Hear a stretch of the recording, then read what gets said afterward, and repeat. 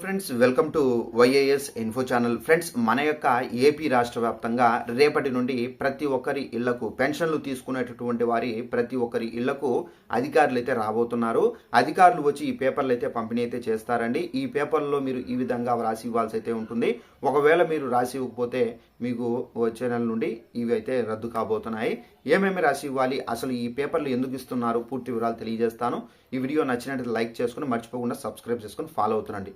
ఇక వివరాల్లోకి వెళ్ళినట్లయితే మన యొక్క ఏపీ రాష్ట్ర వ్యాప్తంగా పెన్షన్లు తీసుకునేటటువంటి ఎవరైతే ఉన్నారో, అంటే 4,000 పెన్షన్లు, 6,000 పెన్షన్లు, 10,000 పెన్షన్లు, 15,000 రూపాయల పెన్షన్లు ఎవరైతే ఈ కేటగిరీల వైజ్గా పెన్షన్లు తీసుకుంటున్నారో వీరి ఇళ్లకు అధికారులు రాబోతున్నారు.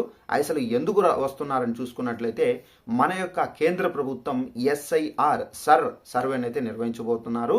ఈ సర్వే అనేది మన ముఖ్య ఉద్దేశం ఏంటంటే, ఎవరైతే ఓటు కార్డు కలిగి ఉంటారో, ఇప్పుడు ఏంటంటే పెన్షన్దారులు కూడా ఓటు కార్డు అనేది కలిగి ఉంటారు కాబట్టి వీళ్ళ దగ్గర కూడా అయితే ఈ అధికారులు అయితే రాబోతున్నారు. BLO అంటే బూత్ లెవెల్ ఆఫీసర్స్ అండి. ఈ బూత్ లెవెల్స్ ఆఫీసర్స్ అయితే మీ ఇళ్లకు వచ్చి మీకు ఒక అప్లికేషన్ అయితే ఇస్తారు.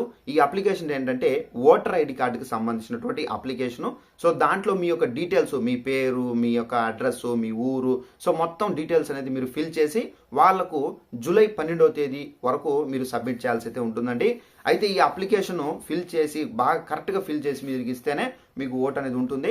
అసలు ఈ సర్వే ముఖ్య ఉద్దేశం చూసుకున్నట్లయితే ఎవరైతే చనిపోయి ఉంటారో వారి ఓట్లని తొలగిస్తారు.